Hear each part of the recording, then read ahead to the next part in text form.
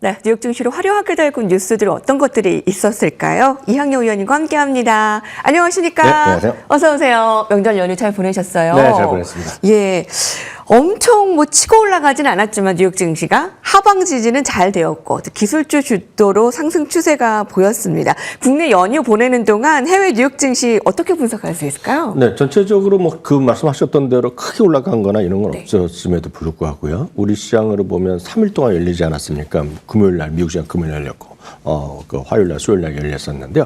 전체적으로 보면 나름 기술주가 좀 반등을 하면서 3일 연속 소폭이나마 좀 올라가는 그런 흐름을 보여줬다라고 보실 수 있겠습니다. 한편 오늘 같은 경우에 보면 변동성 지수가 딱 20포인트 지금 아래로 내려오면서요. 시장이 조금 다시 한번 안정감을 찾아가는 그런 모습이 되겠죠. 그러다 보니 S&P업이나 다우지수가 사상 초까지 멀지 않은 그런 모습. 다우지수 다시 한번 5만 포인트 바짝 다가서는 그런 모습을 보여주는 그런 흐름을 보여주고 있다라고 보셔야 되겠습니다. 다만 이제 유가 같은 경우가 다시 한번 크게 좀 반등하는 모습 보이면서 65달러. 최근 들어 보면 우리나라에서도 휘발유 가격이 9주 10주 연속 하락하다가 지난주 이번 주에 약간 올라간다고 뉴스에 좀 봤는데요. 지금 유가에 관련된 것은 두 군데가 있었죠. 미국과 또 이란과는 잘 되는 듯 하다가 또 긴장 관계. 이란에서 또 전쟁 준비 끝났다는 얘기까지 하고 있겠고요.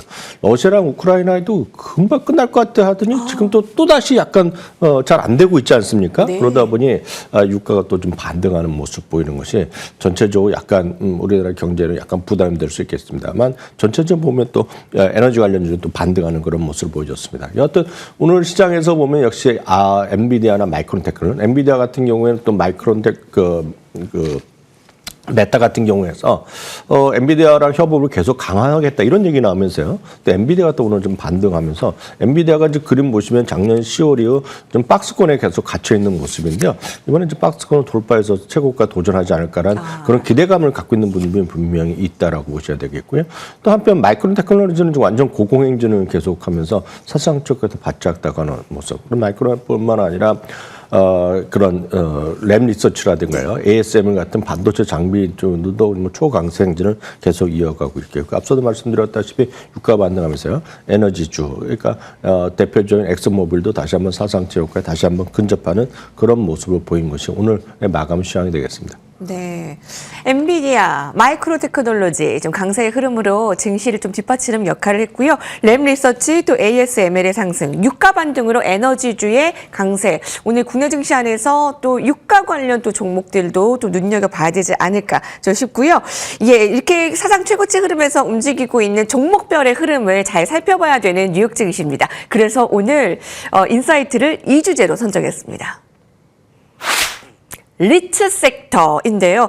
미국 증시의 순환매, 최근 월가이드에서도 리츠 섹터를 주목하는데요. 실제로 작년과 달리 올해 수익률이 작년과는 완전 다른 움직임을 나타내고 있죠. 네, 최근 들어서 리츠 섹터 은근히 좀 강한 흐름을 보이고 있어요. 오늘 약간 쉬었지만은요. 올해 들어서 상당히 강한 모습. 아시다시피 미국 11개 섹터가 있는데요. 작년에 11개 섹터 중에 10개 섹터가 상승, 하나가 하락했는데요. 하나 하락한 것이 바로 리츠 섹터가 되었습니다. 그래서 1년간에 보면 불과 6.5% 올라가면서요. S&P 500이 11.8% 올라가면서 5% 정도 졌습니다. 그래서 이 그림이 최근 1년간 리츠 섹터 ETF랑 S&P 500의 차이가 되겠고요. 최근에 보면 5년짜리 보면 또 격차가 커져 있죠. 그러니까 큰 틀에서 보면 5년 내내 지금 상대적으로 지고 있다라고 보셔야 되겠는데, 다만요, 올해 들어서 약간 다른 스토리가 나고 있죠. 2월 중순까지 한 7, 8%가 지금 올라갔습니다. 리츠가요. 그리고 그 S&P 500도 상당히 좀 강한 흐름을 보이고 있습니다. S&P 500이 1%, 1.5% 정도니까요. 상당히 오히려 5%포인트 앞서고 있는데, 이건 전반적으로 이제 금리가 조금 내려갈 수 있다는 그런 기대감, 그런 것들이 있는 거죠. 그럼 오늘 물론 연준 의사록에서 이미 뉴스 보셨겠지만 일부 매파 같은 경우에는 어쨌든 인플레이션이 안 잡히면 금리 올릴 수도 있다 그런 네. 얘기하면서 오늘 금리가 약간 10년물 금리가 약간 올라가긴 했지만 그럼에도 불구하고 올해 2차례 정도 금리 인하에 대한 기대감 여전히 있거든요. 이런 것들이 여전히 시장에서는 리츠의 좀 플러스 요인이 되겠고, 또 한편으로 보면 AI가 소프트웨어 중심으로 AI가에 대한 걱정 이런 것들이 나오면서 그동안 쉬었던 것들에 대한 것들이죠. 그러다 보고 금리가 내려가다 보니까 리츠는 상대적으로 아시다시피 배당에 대한 기대감이 높거든요. 그러니까 그런 것들이 좀 올라가는 그런 흐름이라고 보셔야 되겠습니다. 한편 전체적으로 보면 투자자들의 입장에서 보면 그동안에 이제 주가가 수익률이 아시다시피 작년까지 3년 연속 두 자릿수 상승을 했단 말이죠. 그러다 보니 이제 배당에 대한 관심이 적었는데 작년 올해 특히 올해 계속해서 배당 관련주 같은 상당히 강한 흐름 보이고 있는데요. 그러다 보니 인컴 투자, 소위 배당을 받거나 아니면 분배금을 받는 거 사람들의 입장에서 보면 인컴 투자의 일환으로서 리츠에 대한 안정성, 리츠에 대한 관심도가 좀 커지고 있다라고 보셔야 되겠습니다. 특히 부동산 같은 경우는 이제 여러분 아시는 분 계시겠지만 미국에서는 한 2년째 공급 물량이 항상 부족했다는 얘기를 많이 합니다. 미국의 주택 시장이요. 그러다 보니 지금 실제로 배당의 임대에 대한 수요가 늘어날 수 있고 그렇게 되면 당연히 다양한 리츠가 있겠지만 리츠에 대한 수요가 늘어날 수 있다. 그런 얘기를 하는 사람이 있습니다. 그러다 보니 이 그림은 XLRE는 이제 배당 ETF가 되겠는데요. 이런 것들이 꾸준히 올라가는 모습이 되겠습니다. 또 하나 특징은 이 XLR이라는 거가 리츠가 마른 리츠로 한 묶음은 있지만 내부적으로 들어가면 한 10개 정도의 테마로 분류됩니다. 그래서 굳이 테마의 집대성이다라는 표현을 하는 수가 있습니다. 왜냐하면 헬스케어 리츠가 있을 것이 되겠고요. 또 산업용에 가서 물류가 있을 것이고 또 요즘 많이 얘기하는 데이터 센터 같은 디지털 인프라도 있겠죠. 그래서 대표적인 종목들이 웰타워나 프로로지스, 에퀴닉스 같은 경우 있는데 웰타워 같은 경우에는 여러분 말씀드렸다시피 대표적인 이제 미국도 미국도 이제 실버 세대에 커지는 거죠. 실버 산업이 커지고 미국에서도 고령화되면서 웰타워 같은 거 사상 최고가 행진을 가고 있단 말이죠. 이런 것들이 전체적으로 보면 베이비 부모에 딱 맞는 그런 수요가 되겠습니다. 그래서 우리나라는 사실 수년 전부터 거의 10년 전부터 고령화 일본은 벌써 20년부터 나온 얘기인데 요즘 미국에서 가장 많이 나오는 얘기가 결국 고령화 사회거든요. 그러니까 고령화 사회에 따라서 이런 의료 설비 뿐만 아니라 이런 실버타운 이런 것들을 하고 있는 웰타워 이런 것들에 대한 관심이 커지고 있다라고 보셔야 되겠고요. 말씀드렸다시피 대표적인 것은 웰타워고 물류회사 중에서는 프로로지스, 데이터 센터 중에서는 에퀴닉스 이런 것들이 대표적인 주자인데 이 모든 것들을 여러분들은 관심 갖고 있는 것들을 스타디해 보시면 좋은 결과가 은근히 나오고 있다라는 점 확인해 보시면 좋을 것 같습니다. S&P 500 지수와 리츠 섹터를 비교해 봤는데요. 이번 해에 들어서 수익률을 지수 대비 뛰어넘고 있고요. 또 배당 또한 무시할 수 없고요. 오늘 인사이트에서 눈여겨본 리츠 섹터 이번 해에 같이 좀 팔로우 해보시면 좋을 것 같습니다. 자, 간밤에 나온 헤드라인 중에 주요한 부분들 살펴보겠습니다. 함께 보시죠.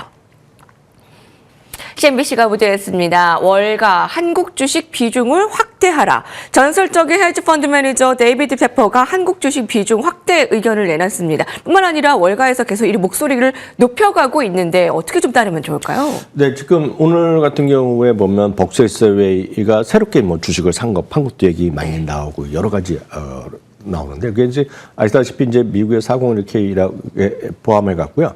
전체적으로 미국에서의 13F라고 얘기하죠. 폼 13F라고 그래 갖고 실제로 1억 이상의 기관 투자가들이 3개월 동안의 투자에서 변동사항을 이제 보고를 합니다. 그래서 Form 13F라고 하는 것이 이제 발표가 됐거든요. 그래서 나오는 것들인데, 여러 가지 소식이 있습니다. 그래서 오늘 같은 경우에서 무슨 아마존을 팔았네, 뭘 새로 샀네, 이런 얘기가 등등 나오고 있는데, 데이비드 테퍼하면 이제 대표적인 헤지 펀드 매니저 참 유명한 사람이죠. 그래서 여러분들이 이제 데이비드 테퍼로 아시는 분이 있겠고요. 그분이 운영하는 아팔로사 펀드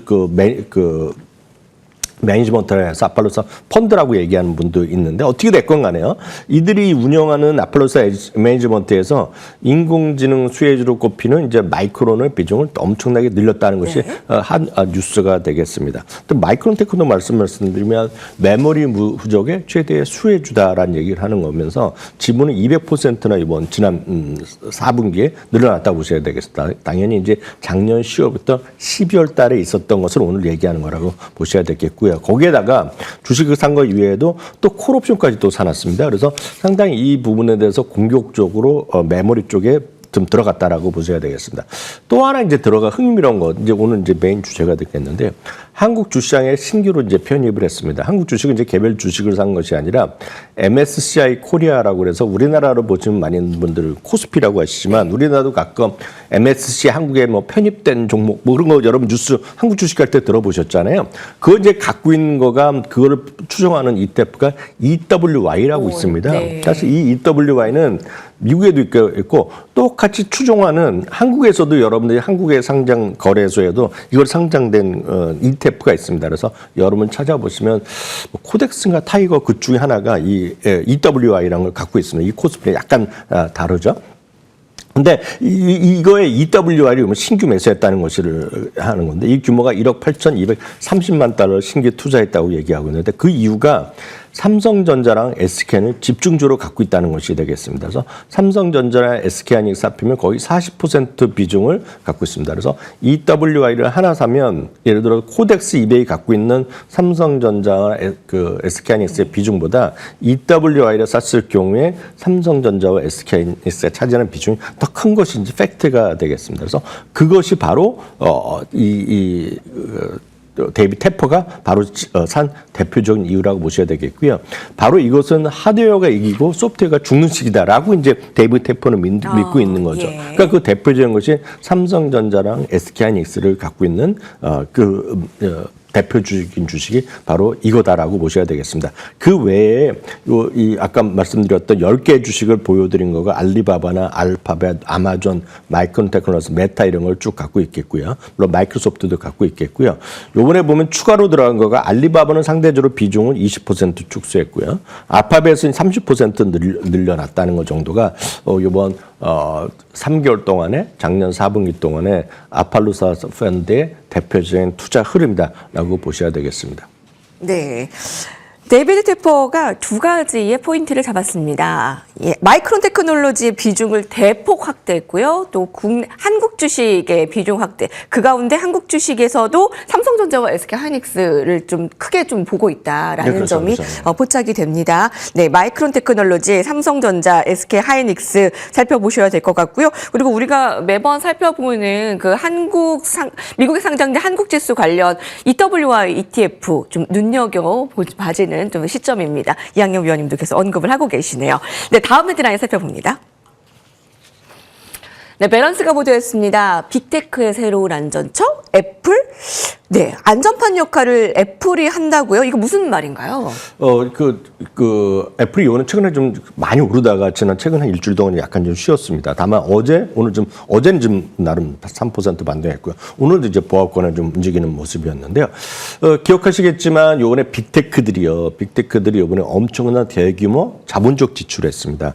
그 규모가 6,400억 달러 엄청난 투자를 했는데 실제로 뭐 150% 늘리고 200% 늘리고 엄청 늘려놨는데 작년이랑 올해 그게 크게 느리지 않는 회사가 하나 있습니다. 그게 바로 애플이죠. 애플은 이번에 크게 느린 적이 없습니다. 그 자본적 지출을. 그것은 뭐냐면 AI에 직접 투자보다는 딴 데서 다 해놓으면 그걸 우리 파트너십 해갖고 같이 하겠다는 거죠. 그래서 돈을 영리하게 투자를 한다는 얘기입니다. 그래서 이 표현을 보면 이번에 밸런스에서 표현한 거 보면 AI에 대한 지출을 보면 현금을 먹는 하마같이 그냥 계속해서 이쪽에 빨아들이면서 그쪽에 돈을 현금을 먹는 하마가 있으면 하마에 돈을 계속 현금 갖다 주는 기업이 빅테크인데 애플은 그렇지 않다는 거예요. 다른 관점이네요. 네, 그렇죠. 그래서 애플 같은 경우에는 오히려 자기네들은 그 영리하게 일을 잘하고 있다라는 얘기를 하는 거죠. 그러면서 실제로 그렇기 때문에 애플이 안전한 세이프 헤븐이라고 얘기하는 거죠. 안전한 피난처 전략이 될 수 있다 얘기하는 거죠. 그러면서 저비용 AI 어떤 수혜주다라고 얘기하는 거죠.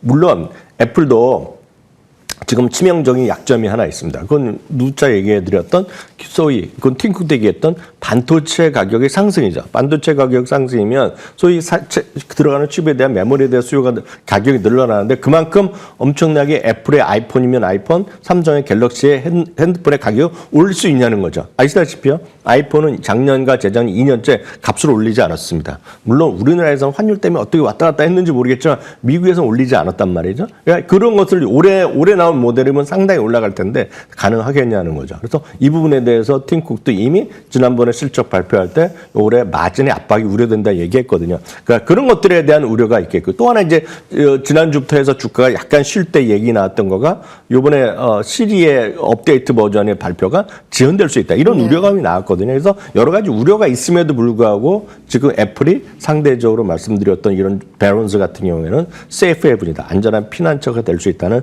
그런 주장도 있다라는 거 참고해 보시면 좋을 것 같고요. 아까 한국 거에 대해서 잠깐 추가적으로 말씀드리면 그래서 MSCI EWR이나 한국을 좋아하는 테퍼 같은 사람이 하는 얘기는 밸류에서는 얘기 많이 합니다. 지금 한국 주식에 관해서는요. 그러니까 그 코스피 200이 아니라 MSCI 코리아의 12개월 예상 실적 기준이 지금 PR이 10배 수준입니다. 10배. 10배 내지 10배 아래로 보는 사람들이 있겠고요. 특히 삼성전자는 미국에서 봤을 때 보면 7, 8배밖에 안 나옵니다. 지금이요. 그리고 SK하이닉스 약 10배 정도. 그러니까 10배면 지금 타이완 같은 경우가 지금 17배, 18배 정도 나오거든요. 그런 걸 갖고 데이비 테퍼가 지금 한국 주식 얘기하고 있다는 것도 참고만 하시면 되겠습니다. 예. AI 지출을 굉장히 늘리고 있는 빅테크들이잖아요. 근데 빠른 시일 내에 수익으로 끌어올릴 수 있을까가 지금 의문인 지금 시점에서 애플이 대규모 투자 대신 영리한 전략을 펼치고 있다라는 점도 같이 스터디해봤습니다. 이학용 의원님과 함께했습니다. 감사합니다.